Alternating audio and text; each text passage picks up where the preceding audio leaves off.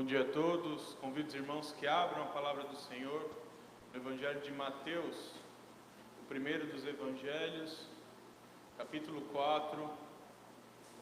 Eu lerei do verso 18 ao verso 22. Mateus 4, do 18 ao 22.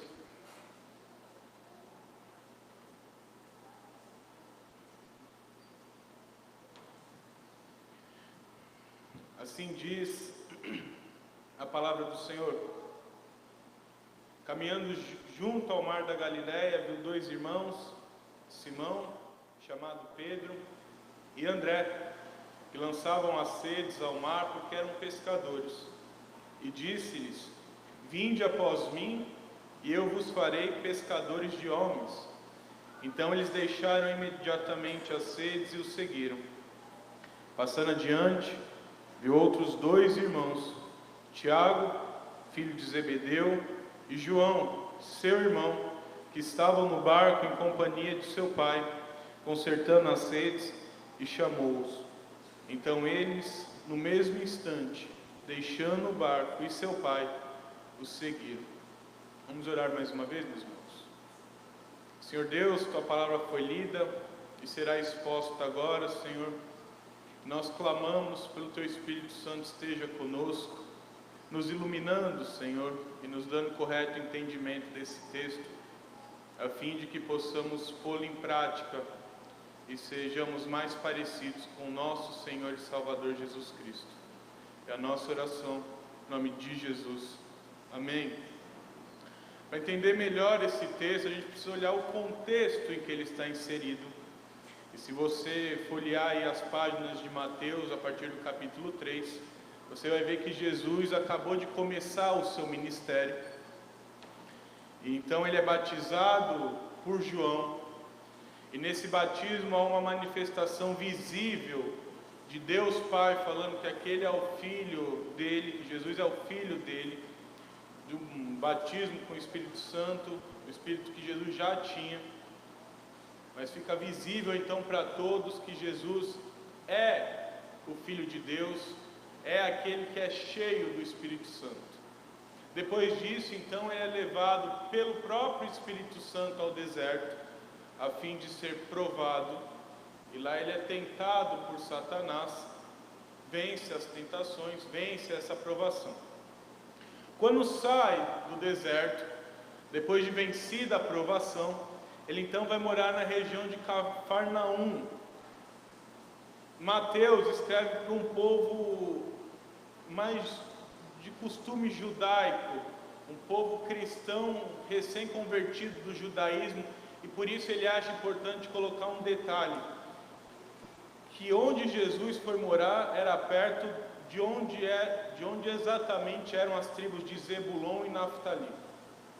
Tanto que ele até cita uma profecia sendo cumprida em seu evangelho. Isso ficava à beira do mar da Galileia.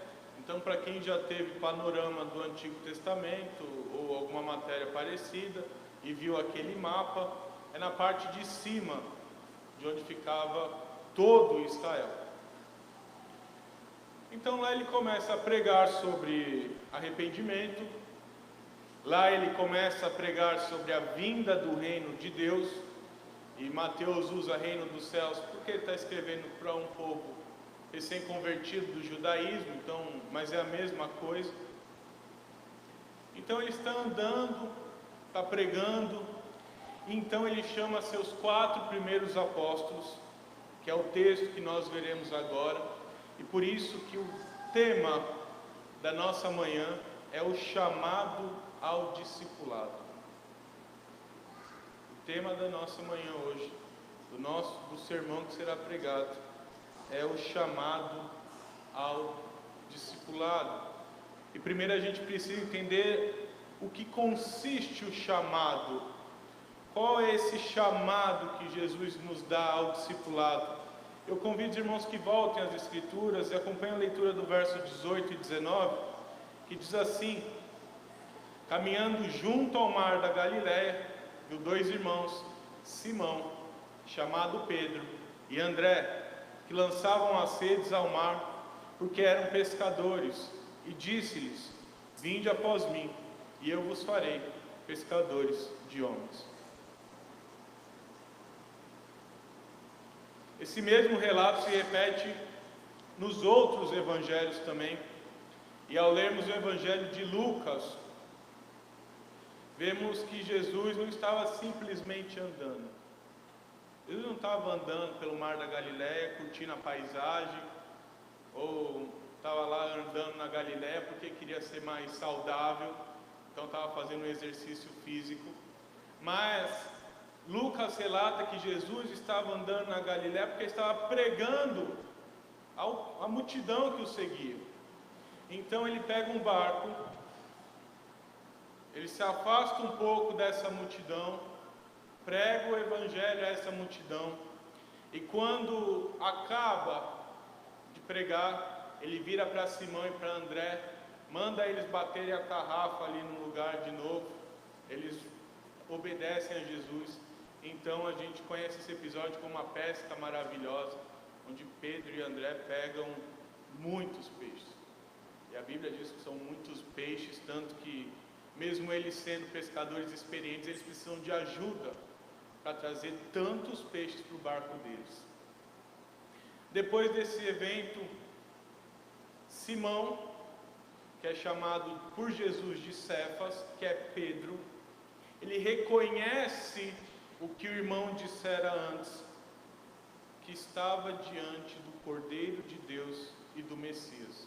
Se você abrir no Evangelho de João, você vai ver que André já tinha falado sobre Jesus para Pedro, dizendo que aquele era verdadeiramente o Cordeiro de Deus. Então Pedro, vendo tudo isso, ele confessa que é pecador, confessa que está diante do Cristo, do Messias enviado por Deus. Interessante que Jesus, então, no verso 19, que relata para a gente, ele se vira para os dois e fala: vinde após mim. Esse vinde, apesar da tradução, não é bem um verbo, ele é mais um advérbio de exortação. Sabe quando alguém... Eu tenho um nome composto. Então, quando a minha mãe estava brava, ela me chamava pelo nome composto. Ela me chama sempre de Natan, mas quando ela está brava, era Carlos Natan, e se ela estivesse muito brava, era Carlos Natan Simões de Oliveira, vem aqui agora. Eu sabia que eu tinha que estar em um lugar, e esse lugar era na frente da minha mãe, provavelmente para tomar uma bronca dela. Mas sabe quando alguém te liga no meio da madrugada e fala assim: cara, eu preciso de você aqui agora, e você sai correndo para a casa dessa pessoa? É isso, é esse o vinde que Jesus está chamando aos apóstolos. É nesse sentido o vinde de Jesus. É esse sentido que esse advérbio traz na língua original que ele tem. É Jesus falando: vem aqui agora após mim. É um chamado que não dá para negar. E além disso, Jesus continua, e depois de chamar esses apóstolos, depois de chamar esses dois pescadores para o seguirem, ele diz para ele: eu vos farei pescadores de homens. E a ideia do fazer aqui é de produzir mesmo, é de manufaturar, é alguém que está fazendo com as próprias mãos. E Jesus está falando: olha, eu vos farei pescadores de homens, a partir do momento que esses dois apóstolos, esses dois homens que se tornaram apóstolos, o seguissem. A obediência então a esse chamado de Jesus, ele ocorre assim que há a conversão. Paulo, por exemplo, nós nos lembramos muito de Paulo como um apóstolo dos gentios, o apóstolo que viajou pelas igrejas da Ásia Menor pregando o evangelho, que foi até Roma, que queria ir até a Espanha. Mas se você voltar lá em Atos 9, antes daquele período em que ele fica um tempo afastado da igreja, que Barnabé vai o chamar. Se você abrir em Atos 9, você vê Saulo, ainda Saulo, a Bíblia chama de Saulo ainda, pregando o Cristo crucificado. Capítulo 9 de Atos, verso 20, vai dizer que: e logo pregava nas sinagogas a Jesus, afirmando que este é o Filho de Deus. Uns versos depois, vai falar que esse Saulo já tinha discípulos. No verso 25 vai falar: mas os seus discípulos tomaram-no de noite e, colocando-o num cesto, desceram-no pela muralha. MacArthur, um escritor famoso, no livro Evangelho segundo Jesus, diz o seguinte sobre discipulado: sem qualquer sombra de dúvida que a convocação de Jesus para que as pessoas negassem a si mesmas e os seguissem era um convite à salvação e não uma oferta de vida elevada ou um segundo passo de fé subsequente à salvação. O ensino contemporâneo que faz separação entre discipulado e salvação nasceu de ideias estranhas às Escrituras. Com outras palavras, ele está dizendo que todo aquele que se diz crente, todo aquele que se diz salvo pelo Senhor, ele é um discipulador.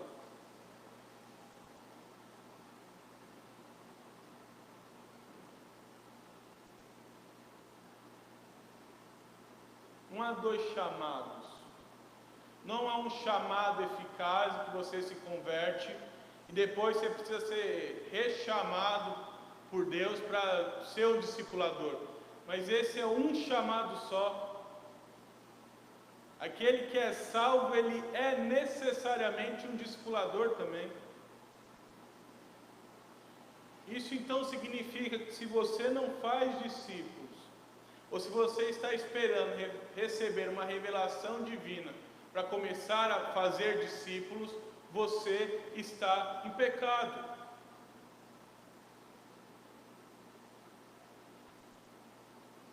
Ah, mas eu não sou capaz.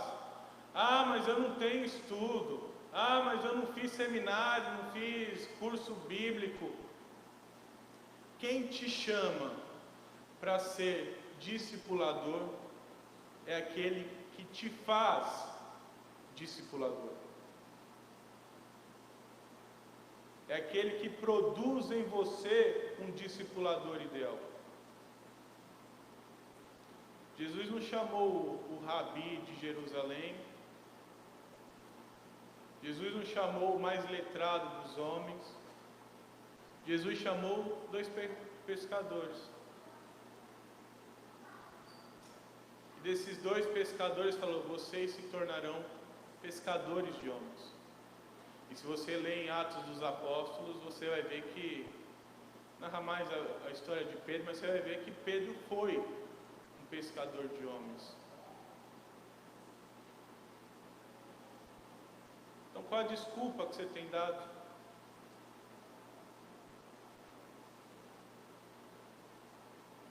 Então nós somos chamados para fazer discípulos. Esse é o chamado de Deus, de Jesus para as nossas vidas. E aqui precisa ser feita uma pergunta importante: como que você tem respondido a esse chamado? Vou repetir a pergunta: como você tem respondido a esse chamado?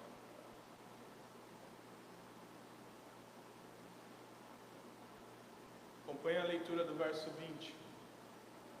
Então, eles deixaram imediatamente as redes e o seguiram. Pensa na cena. Eles eram pescadores. Eles dependiam da pesca para viver. Então eles pegam mais peixes do que eles viram na vida.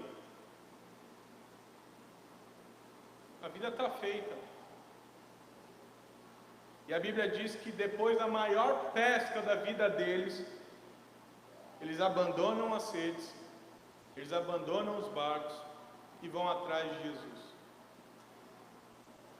E a Bíblia enfatiza que imediatamente eles fazem isso. Eles não falam, não, Jesus, eu vou vender os peixes, o que eu ficar com o dinheiro, estou pronto para seguir o Senhor, porque vai me sobrar uma verba. Não, Jesus, eu preciso aqui ajudar um pouquinho a minha família. Eles imediatamente deixam as redes e vão seguir a Jesus. E essa é a única resposta que nós podemos dar ao chamado de Jesus. Essa é a resposta correta ao chamado de Jesus.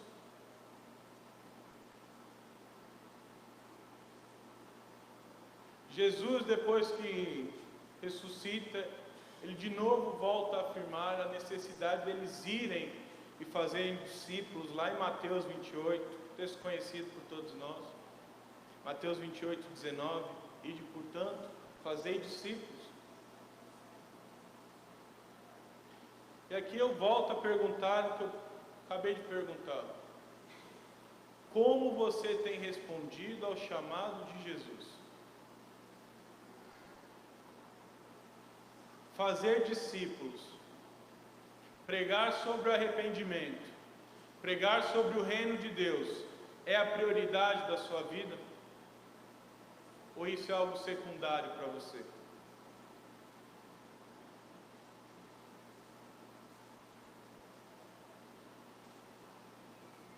Chamar pessoas a Cristo, a seguirem a Cristo, tem sido o principal motivo da sua vida? Ou isso é algo, tanto faz, se der tudo bem, se não der, está bem também? Porque o chamado é claro, meus irmãos, e a resposta é clara. Nós precisamos fazer do discipulado, ou de chamar pessoas a Cristo, a coisa central em nossas vidas. Aquilo pelo que vivemos, aquilo pelo que morremos.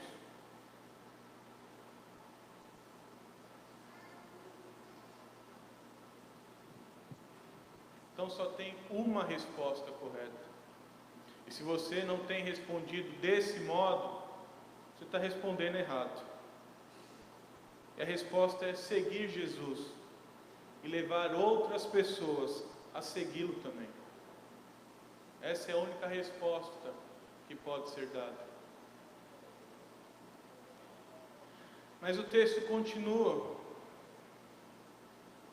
E o chamado ao discipulado tem mais uma característica que está no verso 21. Esse chamado ao discipulado é contínuo. O chamado ao discipulado é contínuo. Acompanhe a leitura do verso 21. Passando adiante, viu outros 2 irmãos, Tiago, filho de Zebedeu, e João, seu irmão, que estavam no barco em companhia de seu pai, consertando as redes, e chamou-os. Se você ler o Evangelho de Marcos, você vai ver que Pedro, João e Tiago não estavam muito longe de Pedro e André. Lucas, aliás, vai falar que João e Tiago viram o que Jesus fez no barco de Pedro e André. Mas a questão importante aqui é que Jesus dá um importante parâmetro para nós sobre discipulado. E que é uma pergunta importante que nós devemos fazer. Quantos discípulos eu devo fazer na minha vida?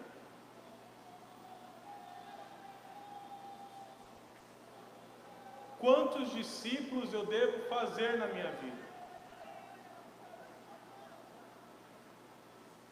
Muitos de nós já têm alguns anos de igreja, e muitos de nós estão satisfeitos porque há 50 anos atrás fez um discípulo. Fez um discípulo, então fica com o passado, o que vale é o passado. Outros estão felizes porque fizeram 100 discípulos. Não que isso não seja motivo de felicidade, mas tem uns que falam assim, alguns falam, olha, eu já fiz 100 discípulos, já bati minha meta para Cristo, já está muito bom. E aqui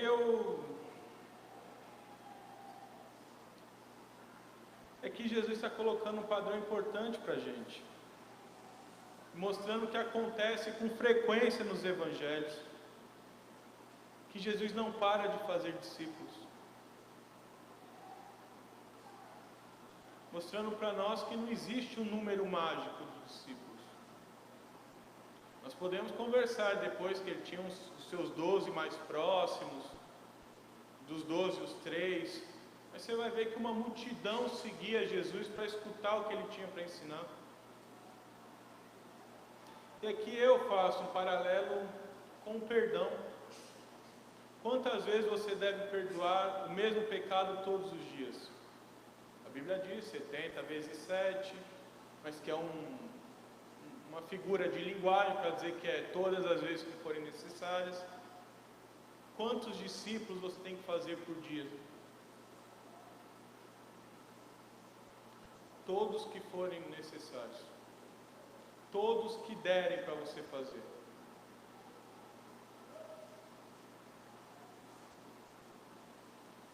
Talvez a pessoa que mais entendeu isso foi o apóstolo Paulo. Se você lê em Atos as suas viagens, você vê que ele era insaciável por fazer novos discípulos. Então ele faz a primeira viagem missionária, planta um monte de igreja, aí ele refaz a viagem para ver como estavam as igrejas. Depois ele faz outra viagem missionária, e ele quer levar o evangelho a Roma. E em Roma ele não está satisfeito, ele quer levar o evangelho à Espanha. E se você entender que há 2000 anos atrás o mundo acabava na Espanha, Paulo está tentando levar o evangelho até os confins do mundo. Eles não tinham descoberto a América. Para eles acabava ali na região ibérica. Paulo está tentando fazer discípulos no mundo inteiro. Ele não para, ele não cansa de fazer discípulos. E nós muitas vezes estamos satisfeitos. Achamos que já cumprimos a cota estabelecida por Deus, porque temos 3 pessoas discipuladas. Porque temos 100 pessoas discipuladas. Porque temos 1000 pessoas discipuladas. Não existe um número. Enquanto você estiver vivo, você precisa fazer discípulos.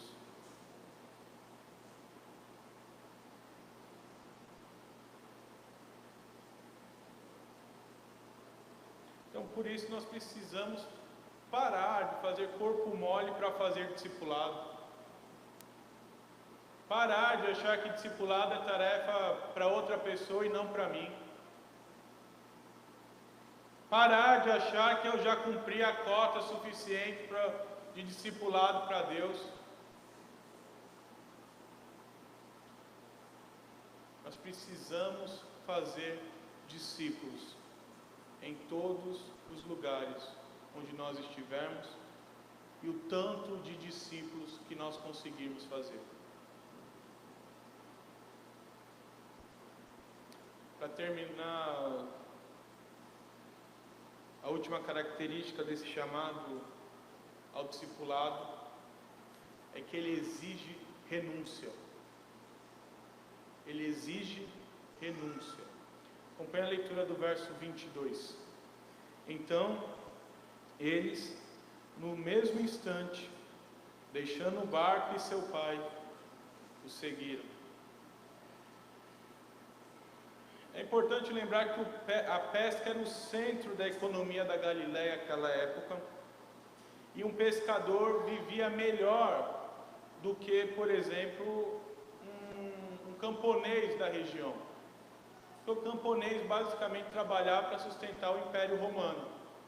Então o pescador conseguia, além de pagar o que precisava ao Império Romano, ele também conseguia tirar uma renda melhor do que o camponês. Afinal, basicamente, quem vive à beira do mar naquela época, em Israel, vivia basicamente do peixe daquele mar. Então eles eram um pouquinho melhores de vida do que os outros. E um fato importante que Mateus não fala, mas Marcos fala, é que João e Tiago, eles tinham uma espécie de empresa do pai.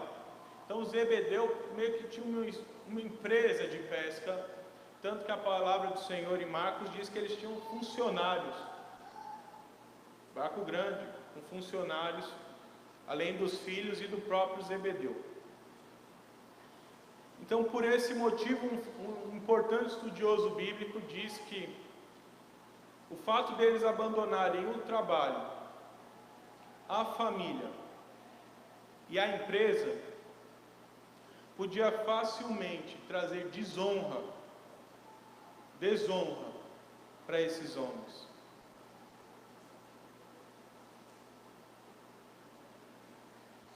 Ou seja, eles largaram tudo para seguir Jesus. Eles largaram tudo que um homem normal procura. Se perguntar para qualquer homem o que ele procura, talvez alguns ainda vão falar que procuram uma família, procuram uma renda bem estabelecida para sustentar a família e procuram ter honra. Uma tacada só, eles abandonaram a renda que eles tinham, eles abandonaram a família que eles tinham, abandonaram o pai e abandonaram provavelmente a honra deles naquele lugar. Tudo isso para seguir Jesus. Fica evidente então que todas essas coisas eram secundárias para esses homens e que o principal para a vida deles era o seguir Jesus. Era ser um discípulo de Jesus, era discipular outras pessoas. E o próprio Jesus, tempos depois, ainda no Evangelho de Mateus, mas no capítulo 19, vai falar que aqueles que, como Tiago e João fizeram, abandonaram casas, abandonaram irmãos, o pai, a mãe, ou mulher, ou filhos, ou campos, por causa do meu nome, esses receberão muito mais, e esses herdarão a vida eterna.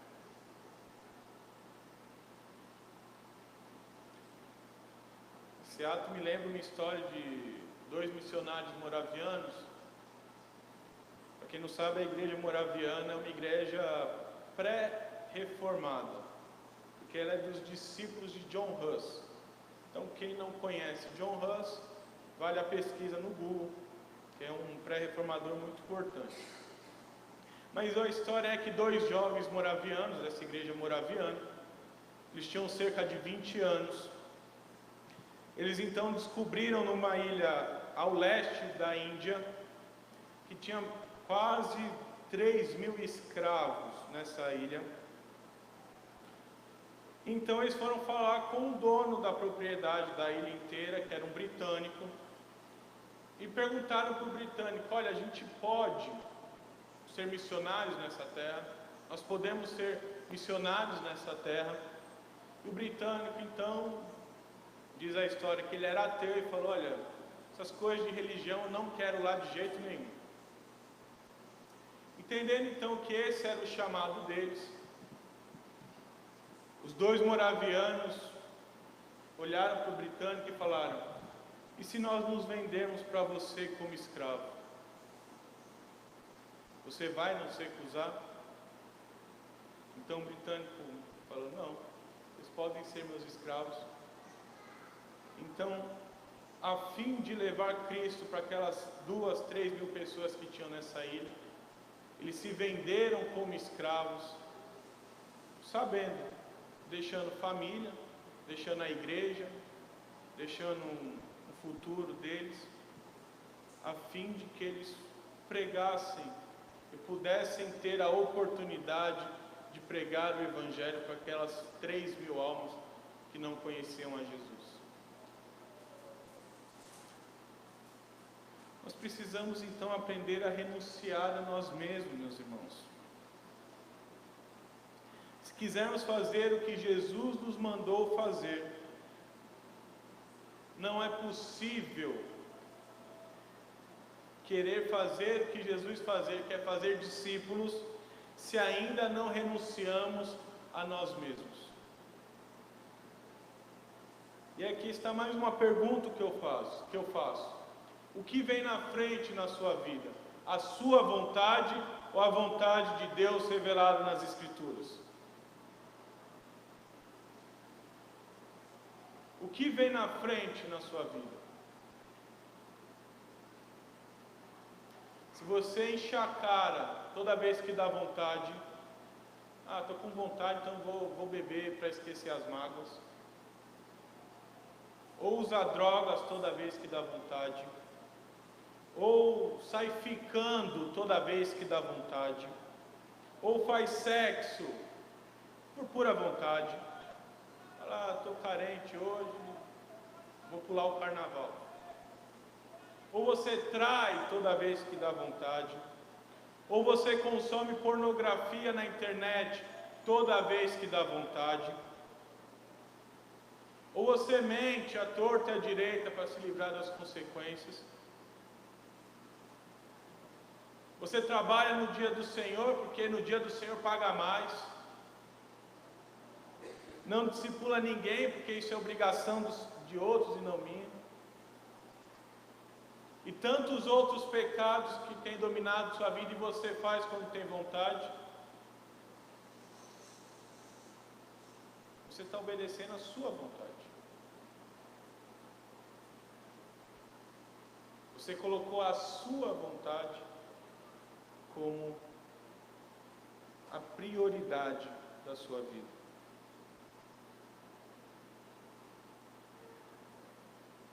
Nós precisamos então fazer o máximo para buscar fazer a vontade de Jesus. Porque esse é o chamado que Jesus nos dá, nos trouxe, nos deu. E se você não entendeu esse chamado, talvez você não seja chamado. E se você não é chamado, não é a vida eterna que você vai herdar.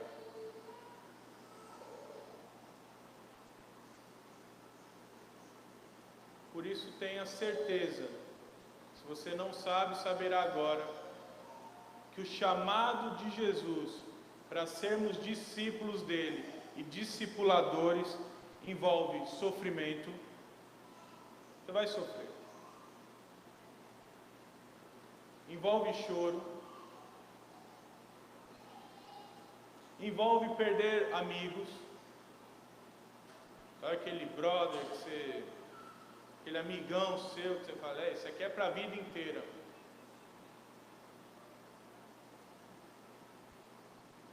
Envolve ser perseguido na escola. Envolve ser perseguido na família. Envolve ser perseguido no trabalho. Envolve deixar de fazer muitas coisas só para obedecer a Jesus Cristo. Todas as coisas que te dá prazer, mas é pecaminosa, envolve deixar tudo isso, abandonar tudo isso.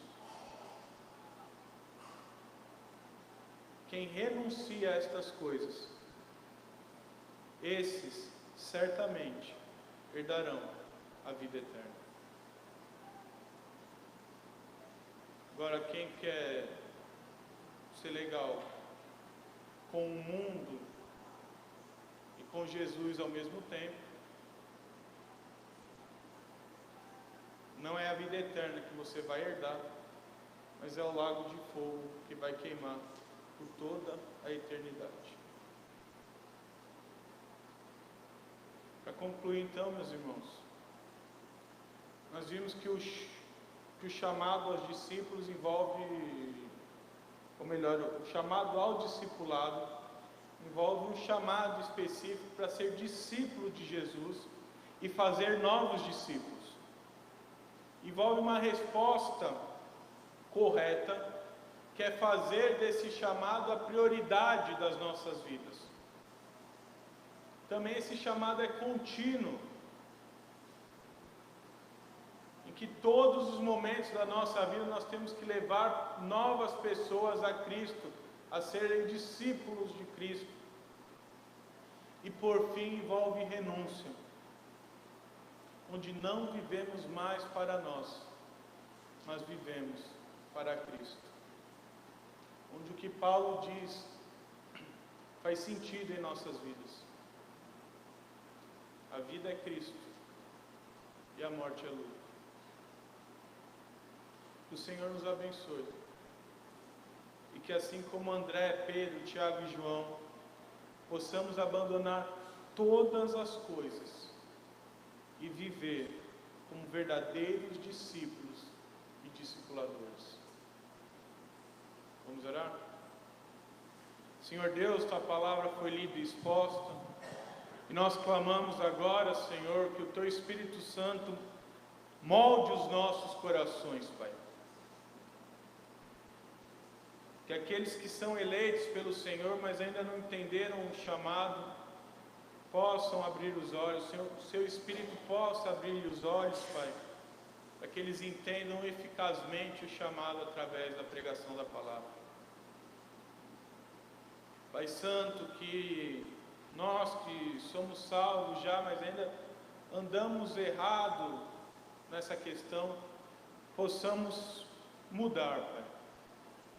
Possamos abandonar a prática pecaminosa e vivermos uma vida em obediência ao Senhor, uma vida conforme vimos na Tua palavra, que é a vida correta. Então, por favor, Pai, que Teu Espírito seja conosco nesse momento e em toda a nossa vida, para que possamos identificar rápido os nossos pecados e ter forças para nos livrarmos deles, Senhor, para nos abandonarmos, Pai, para obedecermos à vontade do Teu Filho, do Senhor e do Teu Espírito que estão revelados nas Escrituras. Pai Santo, nós somos gratos pelo chamado que o Senhor nos deu, que possamos cumpri-lo então, Senhor, com zelo, com amor, por obediência. Usa-nos, Senhor, como lhe apraz, usa-nos, Senhor, para a Tua glória, Pai. Somos servos Teus, instrumentos Teus, para que o mundo renda a glória ao Senhor. Usa-nos, Senhor, molda o nosso coração, a fim de sermos verdadeiramente discípulos e discipuladores. No nome de Jesus, o nosso Senhor e Salvador, que nós oramos.